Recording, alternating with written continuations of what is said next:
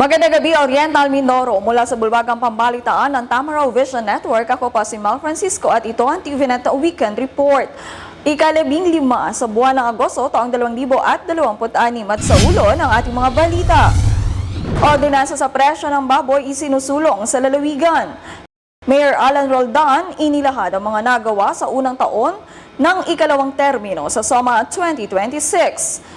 At mahigpit na pagpapatupad ng batas trapiko binigyang pansin sa San Teodoro.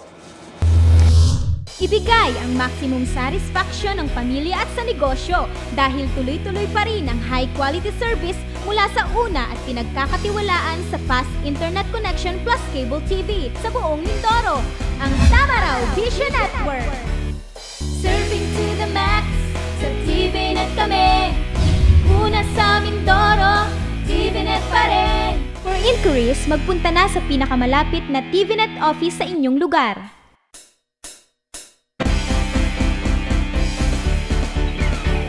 At sa detalye ng ating mga balita, kasabay ng buhos ng ulan, tuloy-tuloy rin ang buhos sa mga benepisyaryong Calapeño na nakatanggap ng libreng tig 10 kilong bigas sa ilalim ng Bawat Bayan Makikinabang Rice Assistance Program. Inaasahan naman ang pamamahagi sa mga barangay na nabibilang sa batch of 5 and 6. Kasabay ng buhos ng ulan, tuloy-tuloy rin ang buhos ng mahigit sa 2,000 benepisyaryong Calapeño na nakatanggap ng libreng tig 10 kilong bigas sa ilalim ng Bawat Bayan Makikinabang Rice Assistance Program. Araw na Linggo, August 9, ng mga barangay ng Camilmil, San Vicente East, San Vicente West, San Vicente Central, San Vicente North, San Vicente South, Ibaba East, Ibaba West at Santa Maria Village naman na nahatira ng libreng tig 10 kilong bigas ang pamalaang lungsod. Sa kabila ng maulang panahon, hindi napigilan ng mga benepisyaryo na ipahayag ang kanilang saya at taos-pusong pasasalamat. Para sa kanila higit pa sa bigas ang kanilang natanggap, ito ay pagpapadama ng malasakit, pag-aaruga at pagkalinga. Sa bawat supot ng bigas ay nagtisibing paalala rin na sa panahon ng pangangailangan ay may pamalaang handang makinig, umalalay at maghatid ng tulong. Nagpaabot din ng taos-pusong pasasalamat ang mga Calapeño sa pamahalaan lungsod, gayon din sa lahat ng mga individual, tanggapan, opisina, barangay officials, mga kawani, volunteers at iba pang katuwang na maging bahagi ng matagumpay na pagpapatupad ng pamamahagi ng libreng bigas. Samantala, nakatakda naman ang sunod na pamamahagi sa darating na ika-15 ng Agosto o ang Batch 5. Nakabilang ang mga barangay ng Wawa, Mahal na Pangalan, Balite, Patsoka, Tibag, Santo Niño, Libis, Ilaya at Bondok. Para naman sa Batch 6 sa araw na Linggo, August 16, nakatakda ang mga residente ng Barangay Lumang Bayan, Lalo, Tawiran, Masipit, Santa Isabel, Ginubatan, Sapul, Bayanan 2 at Bayanan 1.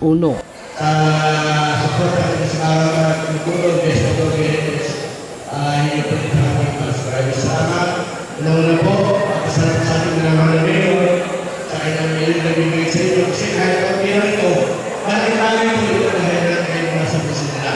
Una, makasama kay Vice. Kay Vice Mayor, bigyan na siya sa kasamaan na sa Santorian. Hindi ko na po rin sa state, kakinggan na namin kay Vice President, at Dennis, tapos maraming salamat. E para po sana, yung kayo sa sana, yung kayo ang mga Diyos, siguro ho, ang resulta kayo pa rin. Napo, maraming salamat sa inyo lahat. Pagpalain kayo lahat ng Panginoon.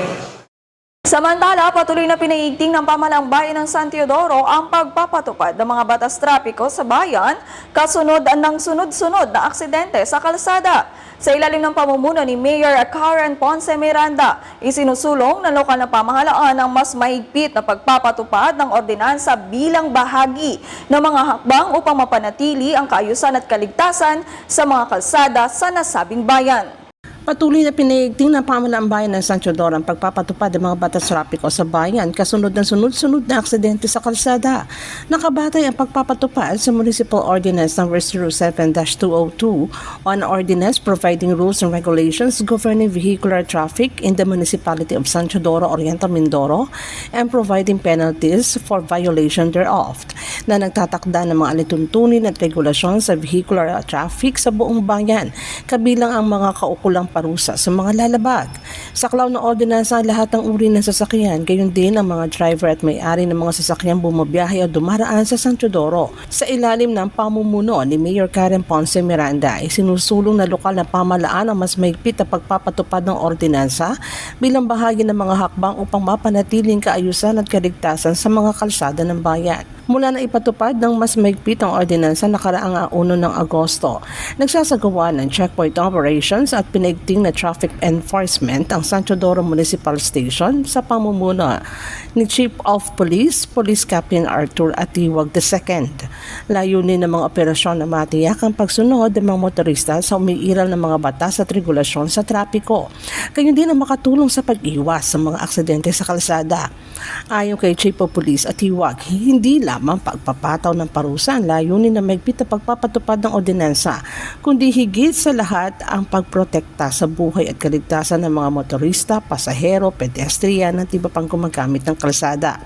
Patuloy naman ang panawagan ng pamahalaan bayan ng San Teodoro, MPS sa publiko na maging responsable at disiplinado sa pagmamaneho at tiyaking sumusunod sa mga batas trapiko sa lahat ng oras.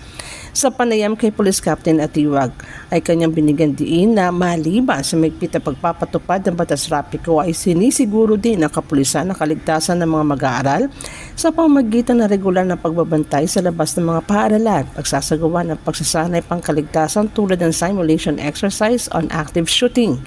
Ipinagmamalaki rin ito na sa loob ng kalahating taon, January to July 2026, ay naitalang 0 rape case ang bayan ng San Teodoro. Sa implementation naman po natin regarding sa traffic ordinance, maayos naman po na yun na ipapatupad. May specific po tayo na sinusunod, which is binabase muna natin ay sa municipal ordinance, which is medyo hindi naman siya masyadong mabigat kung sakaling sa penalty. At least nakakatulong din sa mga kababayan natin na baka akala nila ay kung kami ay nag-checkpoint, kami ng huli ay pinag-iinitan namin sila. Ay hindi po. Kami po ay pinapaalalahanan po namin sa kanila na yung paghigpit din po namin, pati yung munisipyo, ay para din po sa kaligtasan nila.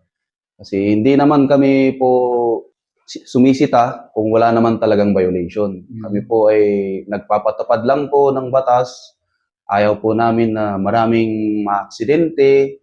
Ayaw po namin na kung sakali magkaproblema kayo sa daan dahil lang sa mga lapses. Samantala, sa bayan ng Baco, inilahad naman ni Mayor Alan Roldan ang mga pangunahing programa, proyekto at tagumpay ng kanyang administrasyon sa unang taon ng kanyang ikalawang termino sa State of the Municipality Address 2026 noong Agosto 7 o Agosto 7 sa Baco Municipal Gymnasium.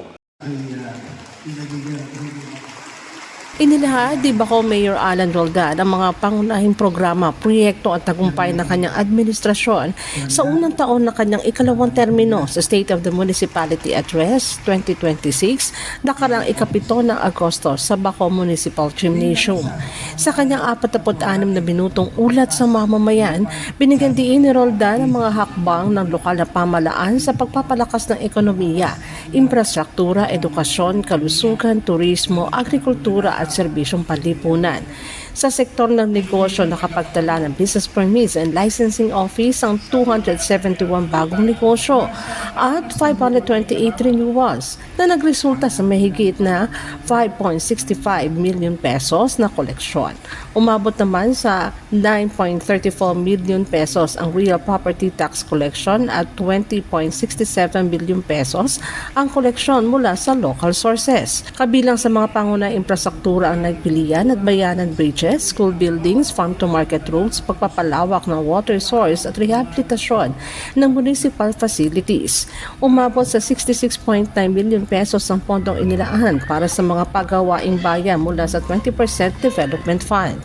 Sa kabuhayan at agrikultura, halos 20 million pesos na halaga ang Sustainable Livelihood Program packages na naipagkaloob sa 49 associations at cooperatives.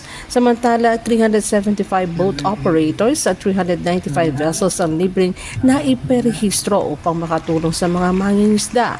Malaki rin ang itinaas ng bilang ng turista sa Baco na umabot sa mahigit na 105,000 mula Enero hanggang Hulyo 2026 kumpara sa 43,422 buong taong naitala nakaraang 2025. Sa edukasyon at serbisyong panlipunan, ipinagpatuloy ang scholarship, educational assistance, feeding program, medical services at iba pang programa para sa mga residente. Iniulat din na 100 scholars na nakapagtapos sa Baco Community College para sa academic year 2025 to 2026. Binigyan din ni Mayor Roldan na bukod sa mga infrastruktura at programa, mahalaga rin ang pagpapanatili ng pangangalaga sa kalikasan, kaayusan at kaligtasan, gayon din ang pagtitiwala ng mga mamamayan sa lokal na pamahalaan. Sa ibang balita, upang maiwasan ang malaking pinsala sa mga pananim at kabuhayan, pinalakas ng DA Mimaropa DRRM Unit ang kaalaman ng mga local farmer technicians at agricultural extension workers sa Oriental Mindoro sa pamamagitan ng hands-on orientation tungkol sa Community-Based Early Warning System for Agriculture o CBEWSA. Ang detalye sa balitang ito. Upang mas mapatibay ang kahandaan ng sektor ng agrikultura laban sa mga sakuna, isinagawa ng Department of Agriculture Mimaropa Disaster Risk Reduction and Management o DRRM Unit ang 3 araw na oryentasyon tungkol sa mga protocol at alituntunin ng Community-Based Early Warning System for Agriculture o CBEWSA. Layunin ng hands-on at face-to-face training na ito na palakasin ang kapasidad ng mga local farmer technicians, agricultural extension workers, at iba pang stakeholders. Nakatuon ang pagsasanay sa paghahanda at pag-iwas sa matinding pensala mula sa mga sakuna tulad ng pagbaha, tagtuyot, bagyo, gayon din ang pest and disease outbreaks. Dinaluhan ang aktibidad ng mga LFTs at AEWs mula sa mga bayan ng Baco, Nauhan, Victoria at lungsod ng Calapan. Aktibong nakaisa ang mga ito sa pagsasanay dahil ang kanilang mga nasasakupang lugar ay kabilang sa mga madalas na bahain sa lalawigan ng Oriental Mindoro, lalo na tuwing panahon ng tag-ulan. Dumalo rin sa aktibidad si Oriental Mindoro Agricultural Program Coordinating Officer RJ Burgos at Engineer Jeff T. Bayongan, kinatawan ni Provincial Agriculturist Christine Pine. Nagsilbi namang resource speakers sina Regional Weather Forecaster Alexis D. Ruby Vivar mula sa DOST Pag-asa. Ganun din sina Science Research Specialist 1, Engineer Jana Grace Ribada at Project Technical Assistant 3, Engineer Marley Barile mula sa DOST Mimaropa. Nagbahagi sila ng mga kaalaman at technical na kasanayan ukol sa ulat panahon, flood monitoring at early warning systems. Itinuro rin sa mga kalahok ang konsepto ng CBEWSA, Hazard Identification at Risk Assessment, paggamit ng mga monitoring tools and advisories, pati na rin ng mga communication protocols para sa warning dissemination. Nagkaroon din ng workshop kung saan bumuo ang mga kalahok ng sarili nilang community-based early warning and response flow at ipinakita rito ang mga localized DRRM action plans para sa kani-kanilang lugar. Ang hakbang na ito ay naglalayong pangalagaan ang kabuhayan ng mga magsasaka, itaas ang antas ng kanilang kahandaan at siguruhin ang mabilis at maayos na pagtugon sa mga sakuna. Mel Francisco nag-uulat para sa Department of Agriculture, Mimaropa. Magbabalik po ang TVNet Newsline o makalipas lamang ang ilang paalala. Bakit ka kasi kumabit? Alam mong di tama yan, di ba? Huwag ka nang gumamit ng pag-aari ng iba. Nakakaperwisyo ka sa mga legal na cable. Lumalabo ang signal nila. Mahiya ka naman, hoy. Illegal na cable mo, putulin na. Ano, gusto mo bang umabot pa sa kulungan? Umiwas ka na sa gulo tsaka skandalo. Huwag maging kabit. Magpakabit ng tama ngayon. Supported by PCT. Good news po para sa lahat ng subscribers ng Cable TV at Cable Internet.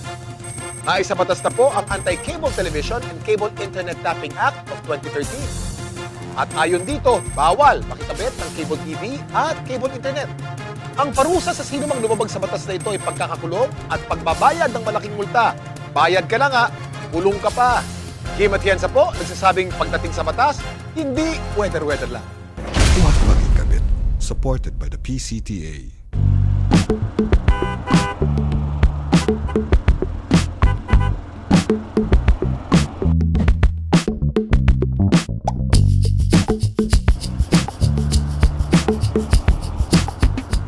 Ibigay ang maximum satisfaction ng pamilya at sa negosyo dahil tuloy-tuloy pa rin ang high-quality service mula sa una at pinagkakatiwalaan sa fast internet connection plus cable TV sa buong Mindoro, ang Tamaraw Vision Network. Serving to the max, sa TVNet kami. Una sa Mindoro, TVNet pa rin. For inquiries, magpunta na sa pinakamalapit na TVNet office sa inyong lugar.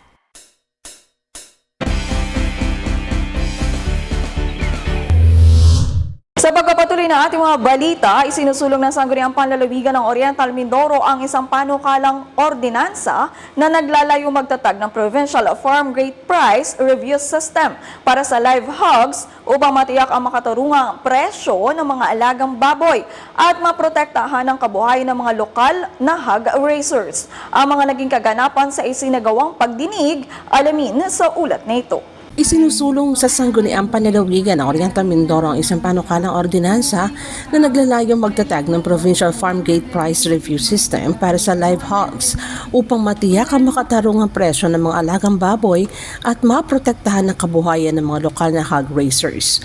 Ang pagdinig ay pinangunahan ng Committee on Laws, Ordinances and Legal Matters at Committee on Agriculture and Food, Aquaculture and Fisheries Resources, Agrarian Reform.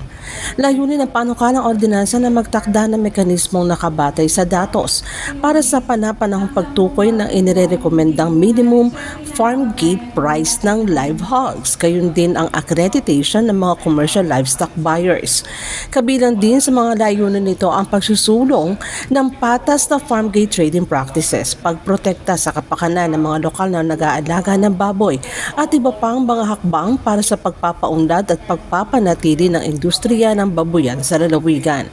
Inimbitahan sa public hearing ang mga kinatawan ng iba't ibang asosasyon at kooperatiba ng hog raisers mula sa iba't ibang bayan sa Oriental Mindoro. Ipinaliwanag ni na Provincial Administrator Attorney Earl Ligorio Turano at Provincial Legal Officer Attorney Francesca Laurent Ferraren ang mahalagang probisyon na nakapaloob sa panukalang ordinansa.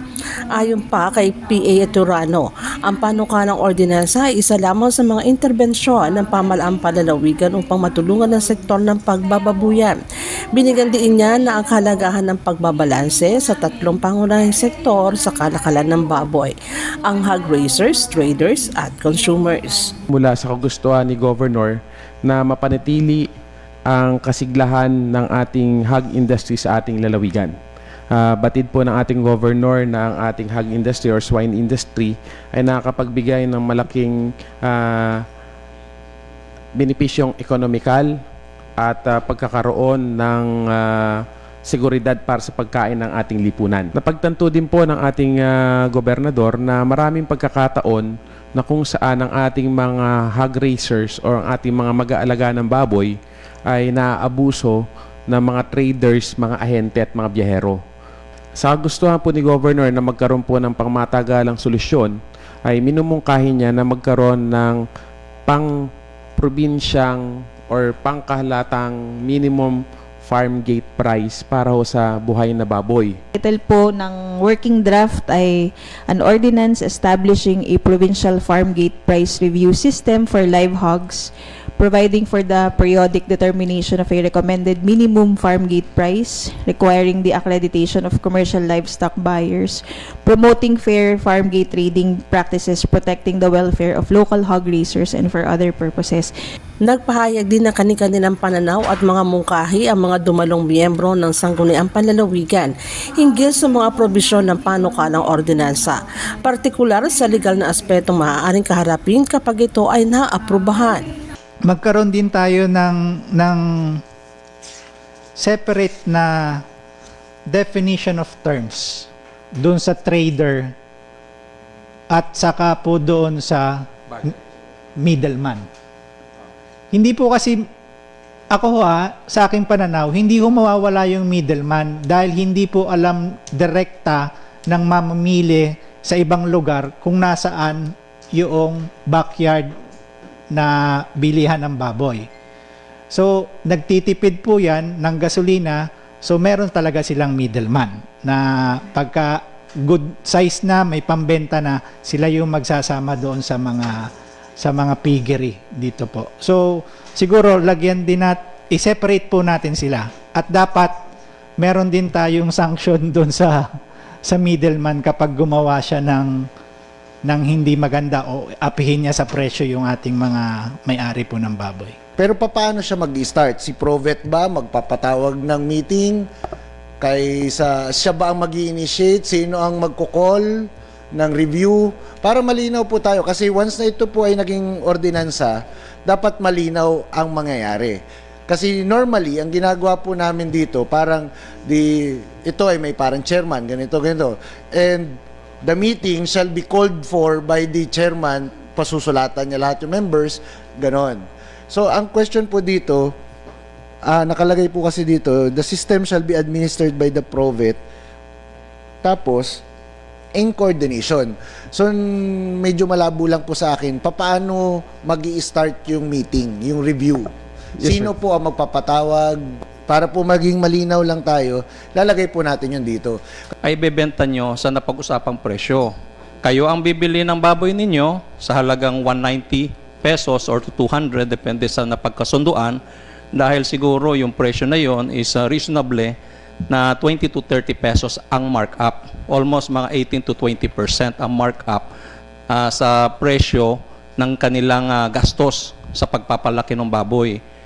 Pag ganun pa man, at nagkaroon ng pwesto sa palengke ng halagang 300, kontrolado ang presyo sa mga consumer naman. Dapat po kasi ito, sinabay-sabay na po natin, maliban sa frozen pork, dapat meron tayong ordinance o executive order na kung saan talagang alam po natin kung ilan po talaga ang kailangan ng karne pa dito sa ating lalawigan. Inaasahang mula sa ginanap na public hearing na narinig ang mga pananaw, suhestyon at iba pang mahalagang impormasyon mula sa mga hog raisers, buyers, traders at iba pang stakeholders bago pag-aralan at aksyonan ng Sangguniang Panlalawigan ang panukalang ordinansa.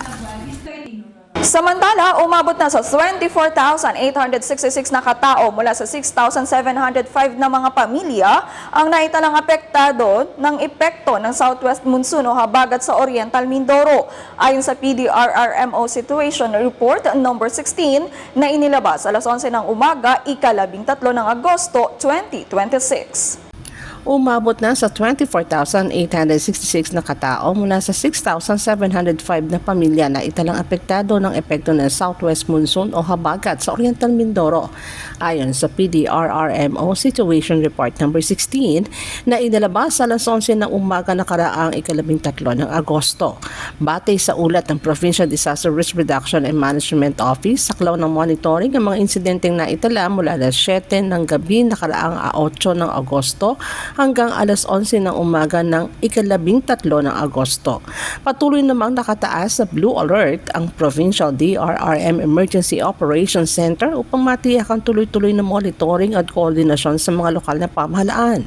Kabilang sa mga lugar na may pinakamalaking bilang ng apektadong populasyon ng Nauhan na may 12,776 na katao mula sa 3,661 pamilya. Bako na may 6,569 katao mula sa 1,541 families at Bulalakaw na may 2,667 katao mula sa 817 pamilya. Samantala, 480 na katao na itala sa Calapan City mula sa 138 na pamilya. Umabot sa 82 insidente ng pagbaha at iba pang kaugnay na pangyayaring naitala sa lalawigan, kabilang dito ang 65 bahaging binaha at humupa na, 13 lugar na kasalukuyang may pagbaha, 3 lugar na may pagguho ng lupa, pinakamalaking bilang ng mga apektadong lugar sa Nauhan na may 24, Calapan City na may 18, Bako na may 9 at San Teodoro na may 7. Nakapagtala rin ang PDRRMO ng 39 na nasirang bahay kung saan isa ang totally damaged at 38 ang partially damaged. Pinakamarami na itala sa Puerto Galera na may 34 na bahay na napinsala, sinundan ng San Teodoro na may 2 at isa sa Nauhan at sa iba pang barangay na tinukoy. Sa sektor ng agrikultura, tinatayang umabot naman sa mahigit 56 million pesos sa kabuang pinsala at pagkakalugi dulot ng epekto ni Luis, Maymay at Southwest Monsoon. Batay sa datos hanggang August 12, 2026 mula sa Provincial Agriculture Office ng Oriental Mindoro. Sa usapin ng transportasyon, patuloy na bumabalik ang operasyon sa ilang pangunahing pantalan sa lalawigan. Gayunman, nakansela pa rin ang mga biyahe sa Puerto Galera Port habang muling nakapagsimula na ng biyahe ang Calapan Port nakaraang 10 ng Agosto at Rojas Port nakaraang 11 ng Agosto. Ang Bulalaco Port naman ay muling nag-operate nakaraang 12 ng Agosto. Patuloy naman nagsasagawa ng monitoring, information dissemination, roving at search and rescue operations sa mga city at municipal DRRM offices. Kabilang sa mga patuloy na nagsasagawa ng search and rescue operations ang bayan ng Bungabong, Rojas at Mansalay. Sa inilabas naman ng situation updates ng DepEd Calapan City, patuloy ang mahigpit na minomonitor ang mga pampublikong paaralan sa ilalim ng Schools Division of Calapan City, kaugnay ng sitwasyon sa kani-kanilang lugar, bunsod ng umiiral pa ring masamang kondisyon ng panahon. As of August 10, naglabas din ng abiso ang tanggapan ni Mayor Doicilia Chon base sa ulat ng City Disaster Risk Reduction and Management Office. Nananatiling hindi possible ang mga barangay na maidlang na Votas at Guta dahil pa rin sa patuloy na pagbabaha at masamang panahon. Habang sa inilabas naman na situation updates ng DepEd Calapan City, patuloy na mahigpit na minomonitor ang mga pampublikong paaralan sa ilalim ng Schools Division of Calapan City ang sitwasyon sa kani-kanilang lugar bunsod ng umiiral na masamang kondisyon ng panahon.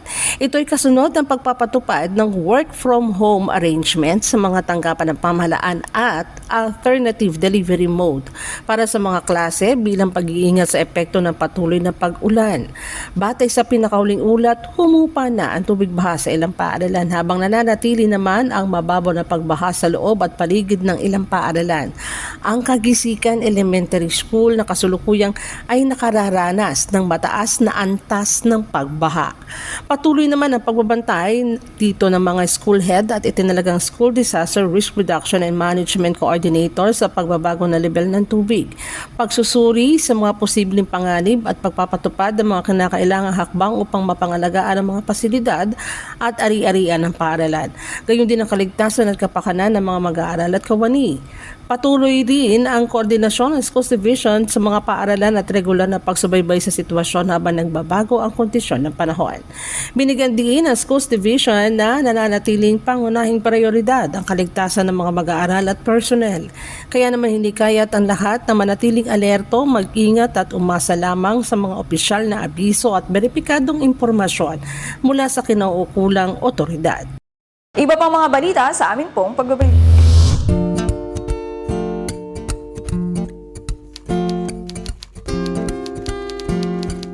Inday, pakiligpit nga itong mga kinalat ng mga bata. Noon, gusto ko makapag-aral. Pero walang oras dahil full-time ang trabaho ko.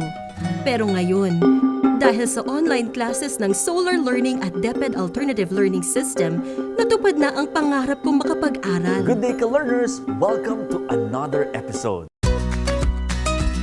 Hindi ko na kailangan pumasok sa eskwelahan. Nakakapag-aral ako sa oras na gusto ko. Anytime! Nagkaroon ako ng second chance sa pag-aaral. At dahil recognized ito ng DepEd, sigurado ako sa diploma. This lesson, You should be able to. you learned about the persons. Sa wakas, matatapos ko na ang high school ko. Ay, salamat din nga pala kay ate. Ina-sponsor niya ako na ma-enroll sa Solar Learning.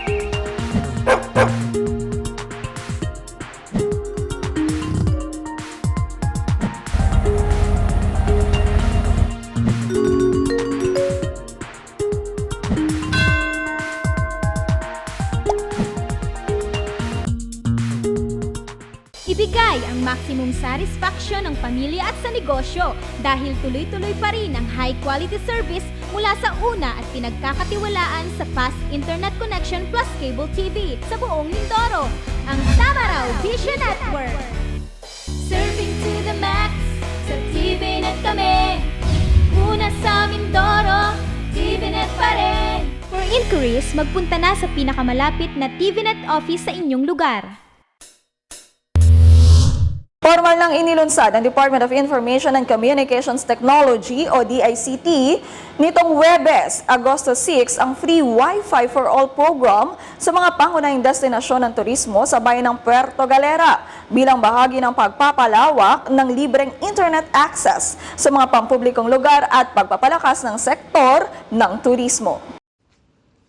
Formal nang inilunsad ng Department of Information and Communications Technology o DICT nitong 6 ng Agosto ang Free Wi-Fi for All program sa mga pangunahing destinasyon ng turismo sa bayan ng Puerto Galera bilang bahagi ng pagpapalawak ng libreng internet access sa mga pampublikong lugar at pagpapalakas ng sektor ng turismo. Isinagawa ang launching ceremony sa Muelle Terminal sa poblasyong Puerto Galera sa pangunguna ni DICT Assistant Secretary Attorney Christian Mark Gicangco, DICT Mimaropa Regional Director Emilu Delfin at Puerto Galera Mayor Robin Hood Dilagan kasama iba pang opisyal ng DICT at lokal na pamahalaan. Sa ilalim ng programa, magkakaroon ng libreng internet connectivity ang ilang mga pangunahing tourism sites sa Puerto Galera, kabilang ang White Beach A at B, Muelle Bay Terminal at Sabang Boulevard, upang mas mapadali ang komunikasyon, digital transactions, online services at internet access ng mga residente, turista at mga negosyong nakadepende sa turismo. Sinabi ni DICT Mimaropa Regional Director Emilu Delfin na sa kasalukuyang panahon, bahagi na ng pangangailangan ng mga turista ang pagkakaroon ng mabilis at matatag na internet connection para sa komunikasyon, online bookings, digital payments, navigation at pagbabahagi ng kanilang travel experiences sa social media.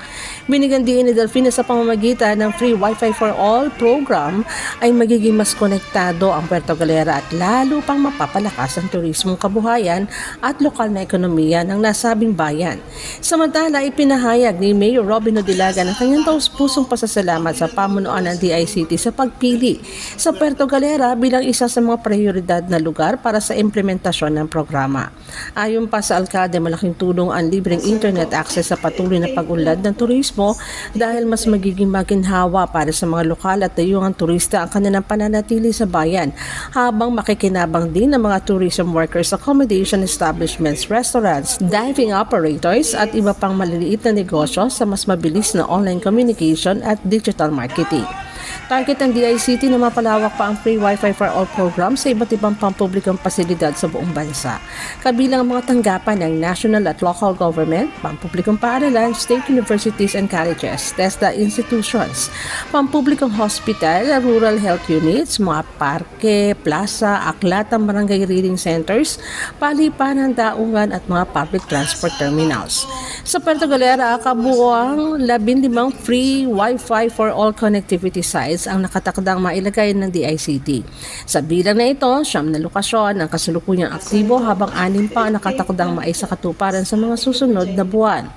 Ang Free Wi-Fi for All program ay ipinatutupad alinsunod sa Republic Act No. 10929 o ang Free Internet Access in Public Places Act na naglalayong palawakin ang libreng internet access sa mga pampublikong lugar bilang suporta sa digital transformation, education, negosyo, turismo at paghahatid ng mas mahusay na serbisyo ng pamahalaan sa publiko.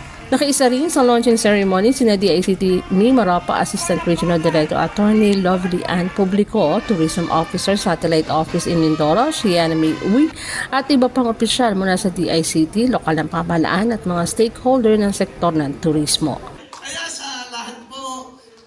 Samantala, isang bagong kabanata sa kasaysayan ng Simbahang Katolika sa Oriental Mindoro ang formal na binuksan nitong Biyernes, ika-7 ng Agosto, kasabay ng kanonikong pagtatatag ng Diocese ng Calapan at pagluluklo kay Most Reverend Moises Cuevas bilang kauna-unahang diocesan bishop nito. Idinaos ang makasaysayang Massive Canonical Erection and Episcopal Installation ng Santo Niño Cathedral sa Calapan City sa kabila ng malakas na pag-ulan na naranasan sa lalawigan.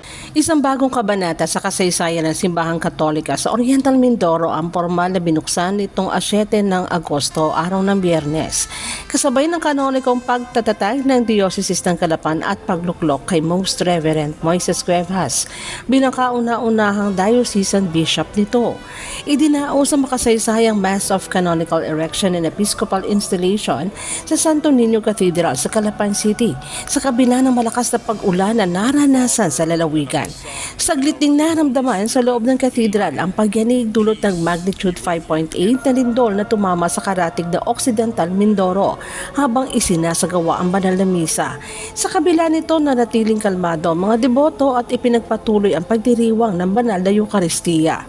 Pinangunahan ni Archbishop Charles John Brown, Apostolic Nuncio to the Philippines, ang seremonya na dinaluhan ng Archbishop Gilbert Carcera ng Lipa, Pangulo ng Catholic Bishops Conference of the Philippines. Humigit kumulang na 30 obispo, mga pari, reliyoso at reliyosa, gayon din ang daan-daang laiko mula sa iba't ibang bahagi ng Oriental Mindoro.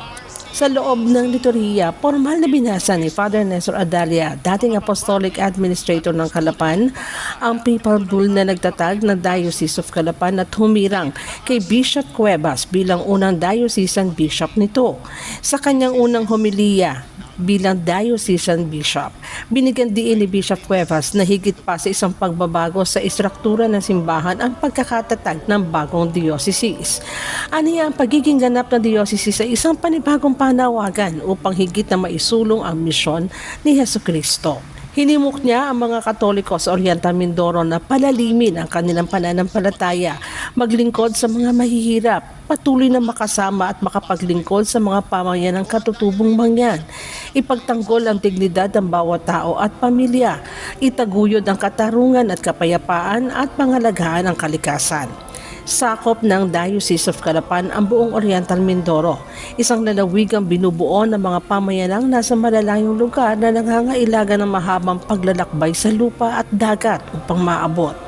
Sa bagong yugtong ito, sinabi ng diocese na manatiling sentro ng misyon nito ang paglilingkod sa mahihirap at mga katutubong pamayanan, pangangalaga sa kalikasan, pagpapalaganap ng ebanghelyo at pagpapatibay ng pagkakaisa sa lipunan. Sa makasaysayang araw na ito, hindi lamang isang bagong istrukturang pansimbahan ang isinilang sa Oriental Mindoro, kundi isang panibagong yugto ng pananampalataya, paglilingkod at pagmimisyon para sa mga mananampalataya ng buong lalawigan.